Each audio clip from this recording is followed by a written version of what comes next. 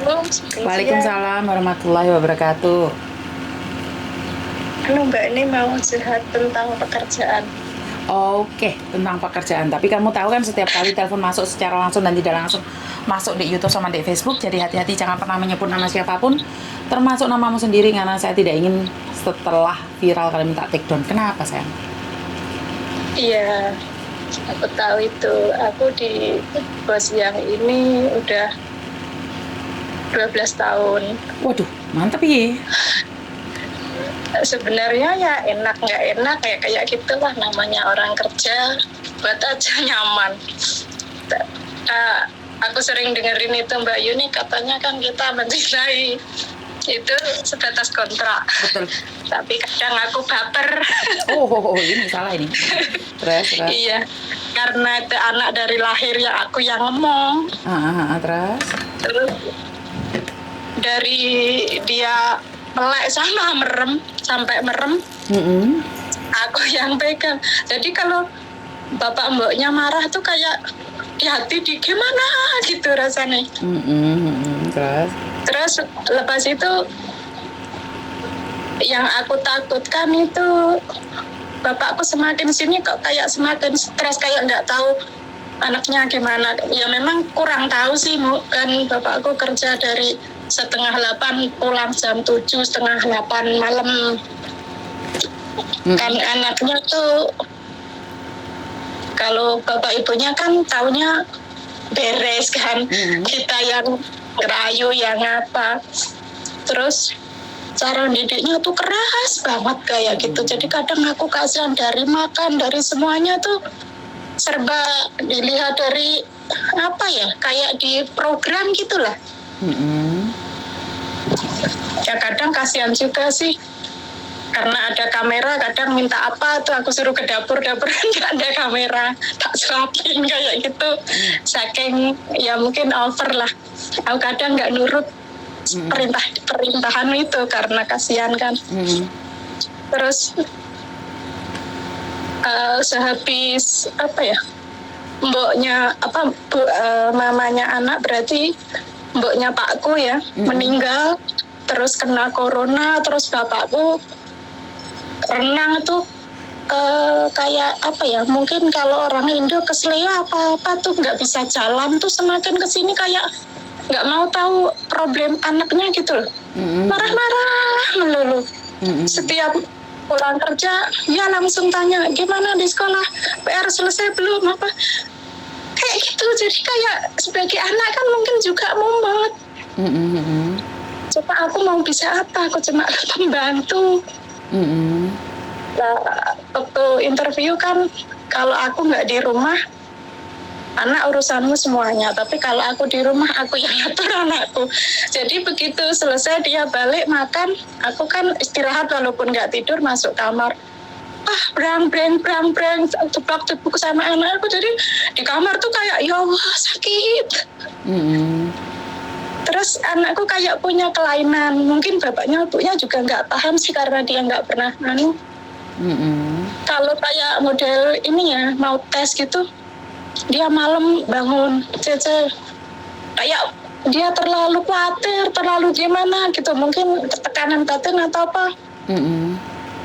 Nggak, katanya yang mau ke CISO lah, mau apa tapi nggak bisa keluar, yang mau berak mau apa tapi nggak keluar gitu. Terus dia sering terkencing di celana, terus apa di AP yang dikit-dikit di celana itu tiap hari Mbak. Aku jadi bingung mau ngomong gimana, mau nggak ngomong. Kadang aku takut anakku stres, walaupun stres juga anak dia sih. Terus kayaknya juga ada turunan kakaknya bapakku itu stres. Jadi aku kadang takut apa memang cara Mbak Yuni kan setidaknya orang sini banyak kali sama cara ngajar orang sini ke anak apa begitu, apa gimana. Terus aku kudu piye Mbak? Aku kadang tuh Bingung. Gimana ya? Bingung. Aku mau terus terang sebenarnya anaknya koyok ngene loh Pak. Cuma bapakku di sini ya orangnya tuh dia nggak seneng aku banyak ngomong. Yang penting kerja clear, udah. Udah gitu Mbak. Jadi nggak. Jadi aku walaupun di sini lama banget itu ngomong juga nggak begitu. Yang penting urusan rumah tangga dia oke, dia tahu, aku paham, sudah. Oke, kan jawabannya samain cuman itu. Aku juga cuma itu, cuma aku ya Allah Mbak, kalau pas dimarah-marahi aku di dalam tuh rasanya sakit. Terus mbokku pernah bilang kayak gitu ya, namanya anak sih kayak dia mungkin ya juga sayang sama aku sih, kadang sampai ke dapur ke kamarku minta siup, Cici ya, gue sayang aku tuh, aduh. Pernah ya pas nggak sengaja dia masuk dapur nyium aku, mboknya tahu dia bilangnya apa?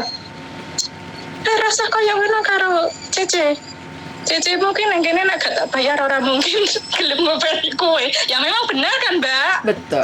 Cuma segitunya gitu kan katanya kalau dulu waktu dulu aku tuh nyanyi anakku kayak anakmu dewe, tapi ternyata kalau ya dia nggak kayak cemburu kan, jadi aku mesti gimana, serba bingung. Padahal aku yang tahu hampir 90% tentang anaknya, cuma aku mau menyampaikan tuh takut. Oke. Anaknya sudah kelas 1 SMP loh Mbak, dia masih ngising-ngising, masih ngompol-ngompol Mbak. Kelainan nggak tuh orang? Oke, sekali lagi ini yang sering kali terjadi dan sering kali saya menerima curhatan majikan juga yang mengatakan bahwa Ocheng lele mai cap yi okean. Okean mengkuan lesi. Ini sering kali majikan ngomong kayak gitu karena cecenya mulai sok ngatur rumah tangga majikan. Seperti ini. Lemosot li kola kin hong moli kola meli ko, itu ada yang seperti itu. Dan saya kalau aku sih belum pernah ngapa-ngapain Mbak, cuma aku kadang aku tahan gitu loh, aku tahan banget. Ya biarinlah anak dia, aku urusan apa-apa anak dia, cuma kadang kasihan. Kan saya cerita, ini ada majikan yang curhat juga sama dengan sampean. Di sini adalah yang bisa saya ambil poinnya adalah saya paham perasaan jenengan, tapi saya juga paham perasaan majikan. Karena majikan merasa bahwa saya bayar kamu itu hanya pekerjaan rumah, masalah anak saya pukul atau apapun, itu adalah hak saya. Ini yang pertama. Dan yang kedua, dia tidak pernah meminta pertimbangan kalian tentang keluarga mereka. Jadi kamu tidak berhak untuk berpikir tentang apapun, karena itu adalah keluarga mereka. Jadi apa yang kamu lakukan sekarang itu sudah benar. Kamu tidak ikut campur, kamu tidak melakukan ini itu ya, cuman bisa diam walaupun sakit hati. Bener nggak? Kamu kan sakit hati, kecewa, kok kayak gini. Tapi memang sekali lagi kita tidak punya hak atas kehidupan mereka.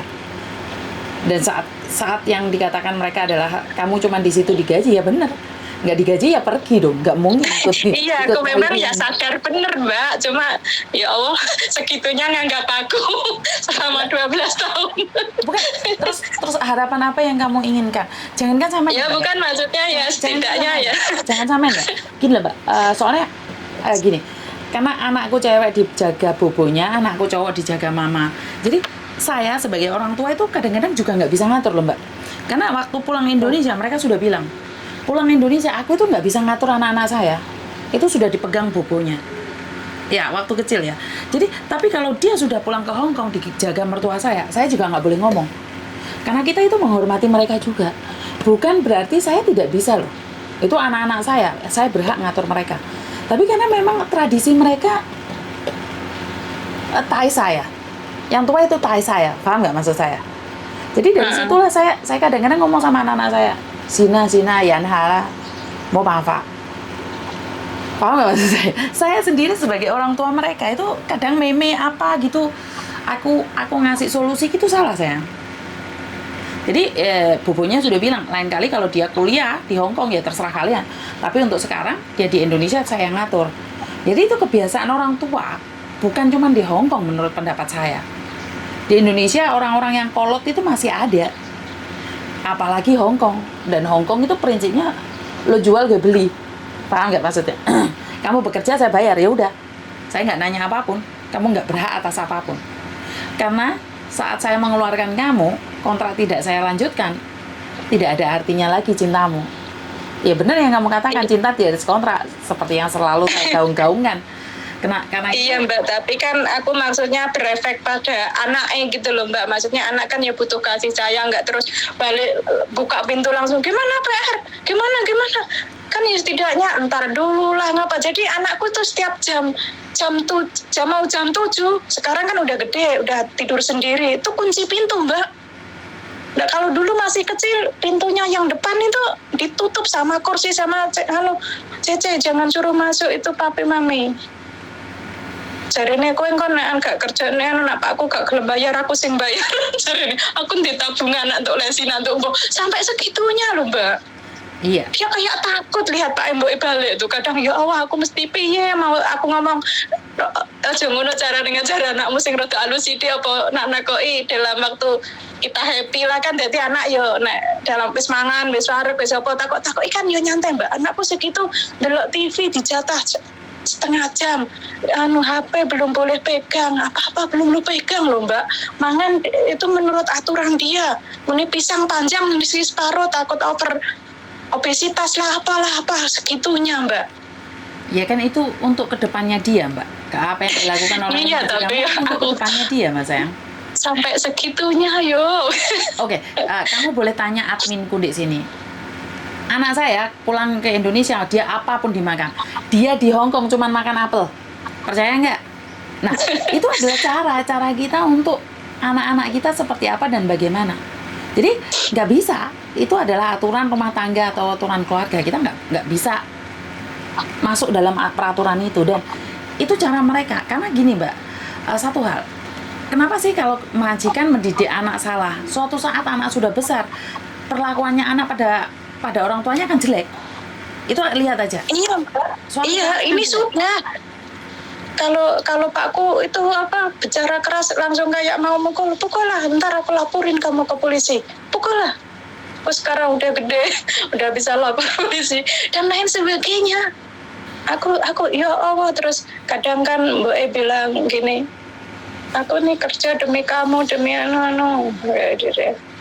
kenapa nak demi kamu Cece suruh sini kan kayak gitu udah bisa bantah sama Mbak siapa yang masakin aku Cece semua Cece kan sampai dibandingin kayak gitu ngerti tapi itu akan berefek jelek padamu suatu saat jika majikannya udah nggak ngeh kamu yang terbuang kan makanya aku jadi takut aku mesti gimana kadang aku dibelain di depan gitu ya kamu nggak perlu berbuat apa-apa yo nunggu aja selagi kamu kuat ya bertahan di situ kalau kamu nggak kuat finish kontrak ya pergi itu aja ini anakku udah bilang kayak gini pokoknya kalau aku sampai gede mau diadu Cece kalau Cece suruh balik ya udah nggak usah ngeceng Cece lagi kita tidak tahu kehidupan gitu, sayang kita tidak tahu kehidupan mereka mungkin setelah kamu pergi 1 bulan dia dapat penggantimu kita nggak tahu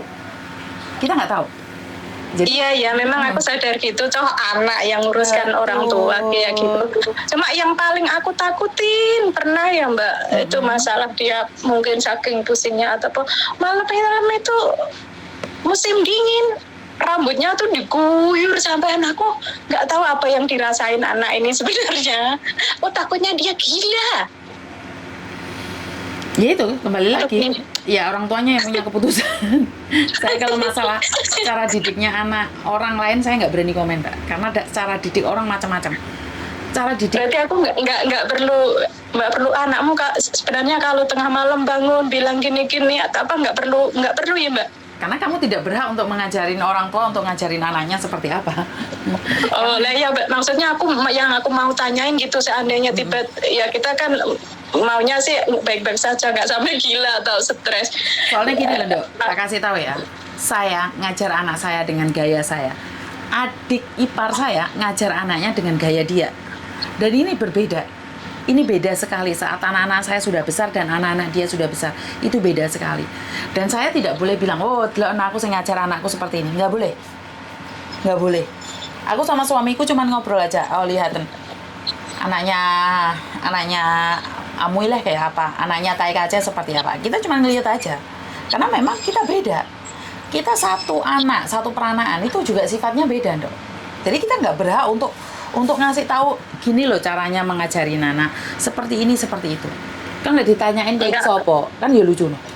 Nah, nggih, maksudku aku takutnya kan kalau terjadi sesuatu, lo kok tiba-tiba anakku kayak gini, kamu yang di rumah kenapa nggak bilang kalau ada gejala-gejala kayak gini. Maksudnya aku takutnya ke situ gitu loh Mbak, padahal aku tahu dia sering mencret-mencret lah, sering apa, sering Kan kamu gitu nggak kan ditanyain, kayaknya. Mbak. Kan kamu nggak ditanyain, kan bagaimana mungkin kamu Enggak, salah? ya memang nggak ditanyain sih. Cuma aku tahu anakku guyur-guyur kepala tiap hari, mencret apa, ngompol gitu kan, aku takutnya ini kayaknya udah nggak normal. 12 tahun Mbak, kelas 1 Kalau SMP. masalah mencret itu mungkin yang kamu kasih tahu ke majikan nggak apa-apa, tapi masalah kan yang kamu tanyakan bukan masalah mencretnya, yang kamu tanyakan kan masalah mendidiknya, bener nggak? Kalau masalah mencret Kayaknya, atau kesehatan kamu bisa Mbak, bicara loh. masalah mencret-mencret itu juga efek dari kayak dia selalu nahan gitu loh. Jadi mencretnya bukan mencret kayak penyakit tuh enggak Mbak. Dikit kayak ada bekas tuh, sampai dia itu kalau sekolah bawa tisu banyak diletakin dia bawa ganti celana dalam gitu Mbak. Maka dari Ya itu, pernah bapaknya kalau tahu sih. masalah kesehatan kamu harus ngomong nggak apa-apa. Tapi masalah pengajaran pendidikan itu bukan hakmu. Tapi lek kesehatan, Pak iki arek yang mencret iki piye Pak, apa dhek lara weteng apa ya kamu bisa ngomong masalah itu. Kamu itu Aku bisa pernah ngomong. ngomong Mbak masalah ngompol-ngompolnya itu di perisian dokter disunat Mbak, tapi sekarang pun masih yo. Berarti kan bukan masalah sunat. Oke. Terus masalah mencret-mencret itu bapaknya tahu, cuma dia mikirnya anak ini maksudnya mesti tahu kalau waktunya BAB ya ke Jisoo gitu, dia malah dikasih kantong, Cece jangan dicuci kalau karena bekas ada tai, dikantongin dia biar cuci yang sendiri. Kadang sampai sehari itu 5 ganti celana dalam loh Mbak, yang ada kayak gitunya. Kan aku masa anak segitu suruh nyuci sendiri kan nggak mungkin, tapi pengajarannya orang tuanya begitu. Ya karena dia tidak ingin kalau nggak ada pembantu dia rely ke pembantu, tergantungan sama pembantu. Saya rasa dari Iya, pendidikan orang tua, sebagai seorang tua saya tidak merasa salah dengan pendidikan apa yang diberikan orang tua itu. Ya maksudku kan itu BAB-nya bukan karena dia nggak mau, mungkin efek karena dia sering kayak nahan dari segalanya gitu loh Mbak, kayak ada tekanan batin yang perlu ditahan gitu, jadi ngefeknya ke situ. Aku takutnya itu bukan Kalau masalah ini kayaknya kamu tanya sama Meme deh. Meme itu sampai SMP itu mencret. Meme itu bisa ditanyain sama Meme kenapa? Karena dia banyak PR yang dia kerjakan dan dia itu tertekan dan malas untuk melakukan, wes kadung kebelet gak iso ngempet. Itu saya ingat Meme itu sampai berarti SMP. kan sama Mbak, jadi kayak tekanan batin. Ntar kalau Bukan diempet kan tekanan sampai batin, Jisoo Mbak. kadang Kalau Meme bukan apa? tekanan batin. Karena apa? Pekerjaan PR-nya banyak, bukan tekanan batin ya. Tekanan batin tuh kayak dianiaya atau apa. Itu cuma masalah sekolahan. Jadi kalau saya rasa loh, kalau kamu bicara kayak gitu, kalau kencing sih enggak kalau Meme. Meme itu karena ngentut dimpet terus akhirnya mencret saiti itu bisa ditanyakan sama ibu saya itu. Itu Meme ada kayak gitu. Tapi bukan kelainan, nyatanya dia SMA kelas 1 nggak ada masalah tuh. Dia sudah bisa kontrol emosinya sendiri. Karena anak yang cerdas IQ-nya belum tentu cerdas mentalnya. Waktu itu Meme nggak cerdas mental, dia cuma cerdas di pendidikan. Jadi menurut pendapat saya masih wajar sih. Saya pribadi ngomong wajar ya. Kalau orang lain nggak wajar, bagi saya kurang tahu karena pendidikan orang beda-beda. Sementara Thomas tidak punya penyakit itu. Bukan penyakit ya ini. Mungkin lebih baiknya nanya mama Meme lain kali ya, tak tanyain Meme kenapa. Karena Meme seperti itu. Iya Mbak, aku kan ya kalau nganter sekolah, jemput sekolah kan ketemu CC gitu ya, kadang curhat masalah anak yang diemong, yang diasuh kan. Memang anakku kayak ada kelainan Mbak, dia nggak pernah ya lari atau gembira happy sama teman-teman tuh nggak pernah. Karena ya mungkin dari dia lahir sampai segitunya, dia nggak boleh keluar kalau nggak sama bapak mboknya, sama aku pun dia nggak boleh.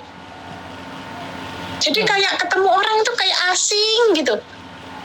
Terus sampai segitunya Yamja lah apa, jarang Mbak. Dia kayak gimana ya, dulu kan kalau Yamja ya paling nasi saja yang di luar. Aku bungkus lauk dari rumah, segitunya itu mboknya. nggak tahu. Aku tanya itu yang teman-teman juga nggak segitu banget sama anaknya. Kok mbokku segitunya gitu. Ya itu sekali lagi pendidikan orang beda-beda, jadi saya tidak berani ngasih komen apapun, nggak berani. Iya, maksudnya aku kan Mbak Yuni kan setidaknya ya mungkin di Hong Kong udah lama, pernah jadi agent juga, jadi kan mungkin tahu lah sebatas bos mesti gimana ke CC ke bos mesti gimana dengan posisi kayak saya ini. Walaupun aku bisa kok Mbak nahan, sudah aku tahan 12 tahun, tapi maksudnya kan anakku udah gede segitunya masih seperti itu, apa aku mesti harus ngomong jujur, oh sebenarnya anakmu kalau malam apa kayak gini-gini itu perlukah aku ngomong atau gimana gitu loh Mbak, maksudku. Kalau aku pribadi coba berbicara sekedar untuk memberikan informasi. Tapi kalau mereka tidak menanggapi ya sudahlah. Ini pertama. Kedua, kalau masalah mindset ini mungkin saya akan tanyakan Meme, karena Meme sekarang udah enggak ya. Karena Meme dulu SMP-nya gitu. Waktu SMP kayak gitu.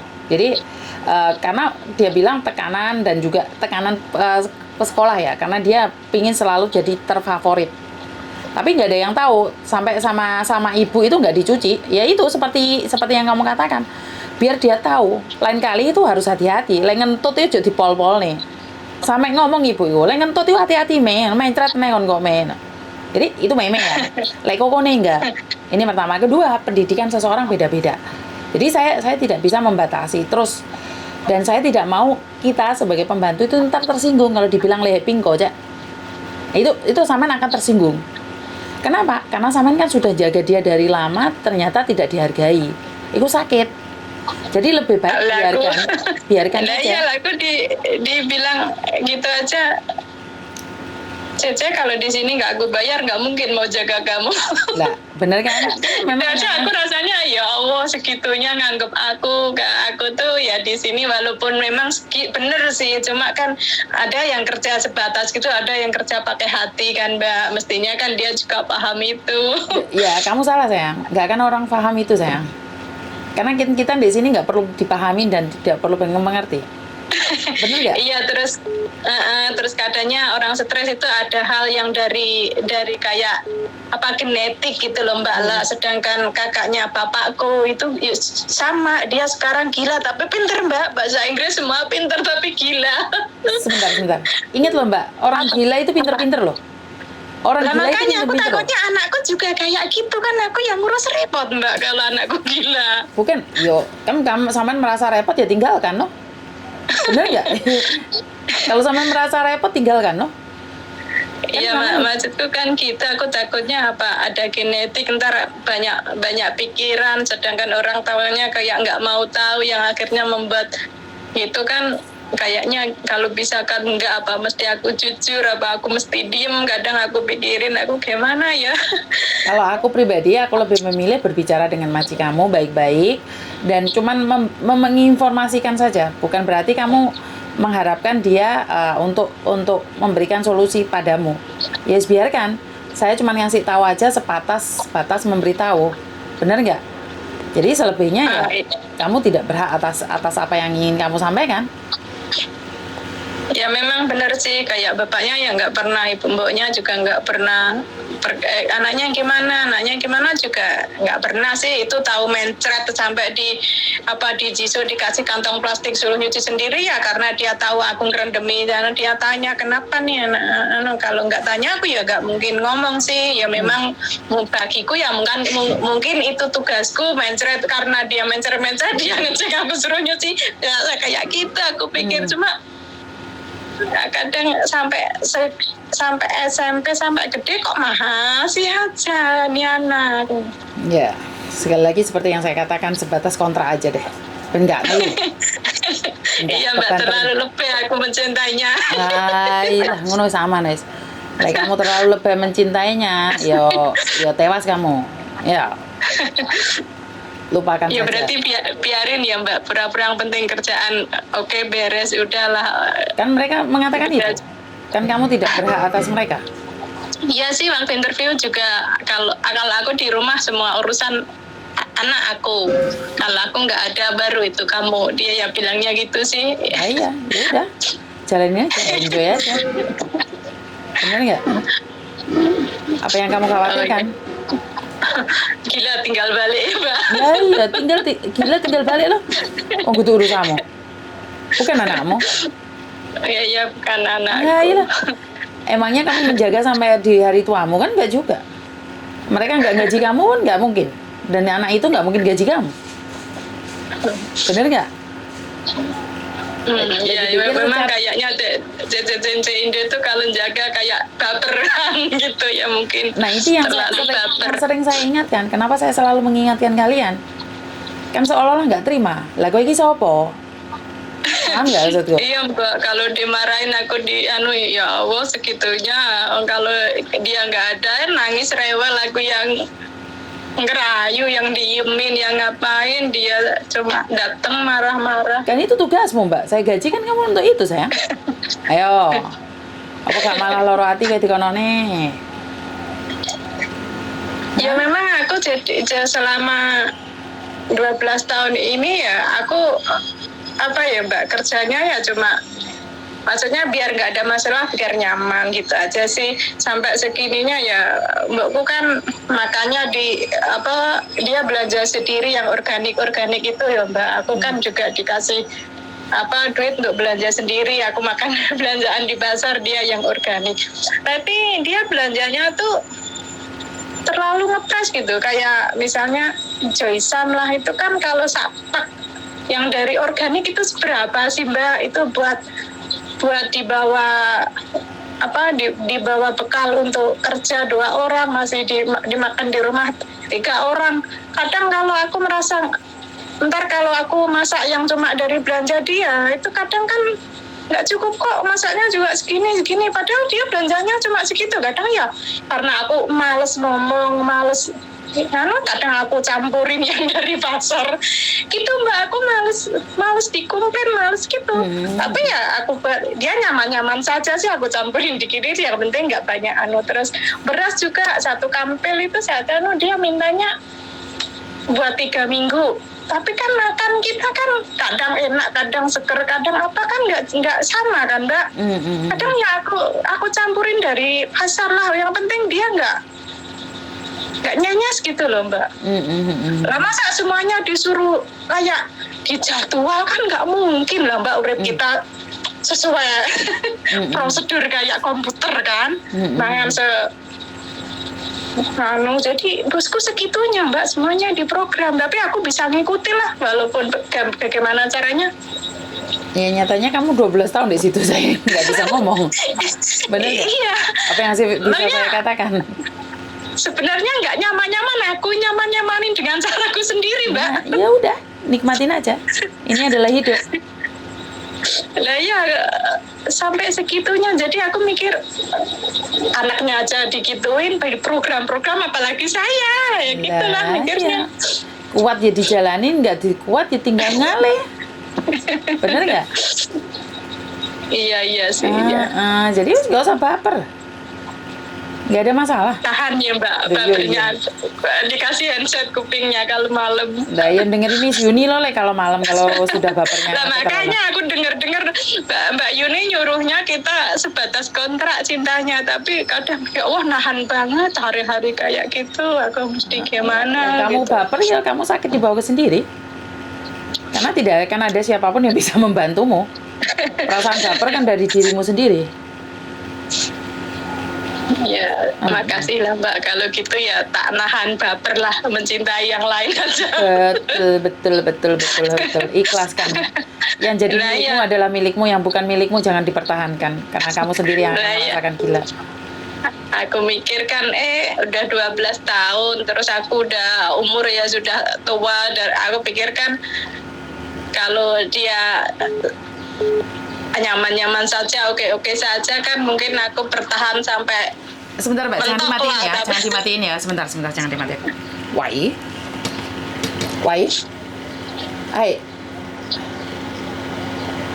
Ayah, jangan sini. Oh ya, iya kamu kan. Bye. Mbak.